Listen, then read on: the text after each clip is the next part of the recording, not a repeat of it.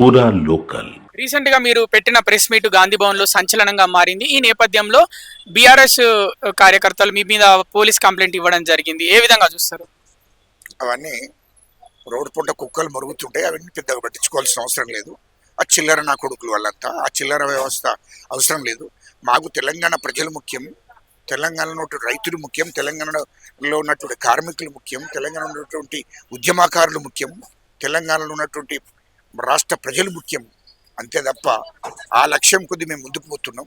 ఈ రాష్ట్రాన్ని దోషికున్నటువంటి కుటుంబం కేసీఆర్, కేటీఆర్ వాళ్ళు మాట్లాడితే, వాళ్ళ పార్టీ వాళ్ళు మాట్లాడితే ఇక్కడ పట్టించుకున్నటువంటి పరిస్థితులు ఎవరు లేరు. అదంతా రోడ్డు పూట కుక్కలు ఎన్నో మురుగుతుంటాయి, అవిటిని మేము పెద్దగా పట్టించుకోము. మాకు రాష్ట్ర ప్రజలే ముఖ్యం. ఇక ఫైనల్ గా ఫోన్ ట్యాపింగ్ గురించి మాట్లాడుకుందాం. ఇవాళ ఈటల రాజేందర్ ఫోన్ ట్యాపింగ్ విషయంలో జూబ్లీహిల్స్ పోలీస్ స్టేషన్ లో సిట్ ముందు హాజరయ్యారు. బయటకు వచ్చాక నా భార్య ఫోన్ కూడా ట్యాప్ చేశారని చెప్పడం జరిగింది. త్వరగా 18 నెలలు అవుతుంది కొత్త ప్రభుత్వం వచ్చి, కాంగ్రెస్ ప్రభుత్వం, కానీ ఎలాంటి చర్యలు తీసుకోవట్లేదు, ఒక్కరిని కూడా అరెస్ట్ చేయట్లేదు. తొందరగా అరెస్ట్ చేస్తే బాగుంటుందని చెప్పడం జరిగింది.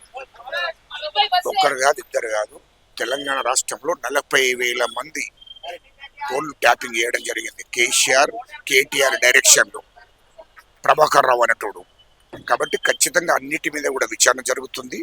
రాజకీయ నాయకులది, ఆల్ పార్టీస్ నాయకులది ఫోన్ ట్యాపింగ్ జరిగేది, సినిమా ఇండస్ట్రీ వాళ్ళది ఫోన్ ట్యాపింగ్ జరిగేది, కాంట్రాక్టులది, వ్యాపారులది, బిజినెస్లది అందరి కూడా ఫోన్ ట్యాపింగ్ జరిగేది. ఈలో ముఖ్యంగా మహిళలది కూడా, సినిమా హీరోయిన్లది కూడా ఫోన్ ట్యాపింగ్ జరిగేది. అది ఖచ్చితంగా వాళ్ళ మీద చట్టం చేసుకుంటూ పోతుంది. ఖచ్చితంగా వాళ్ళ మీద చర్యలు తప్పు. ముఖ్యంగా ప్రభాకర్ రావును తిహార్ జైలుకు పంపక తప్పదు. ఖచ్చితంగా కేసీఆర్ డైరెక్షన్లోనే ఈ ఫోన్ ట్యాపింగ్ జరిగింది కాబట్టి ఖచ్చితంగా వీళ్ళు తిహార్ జైలుకు పోతారని చెప్పి ఈ సందర్భంగా తెలియజేస్తారు.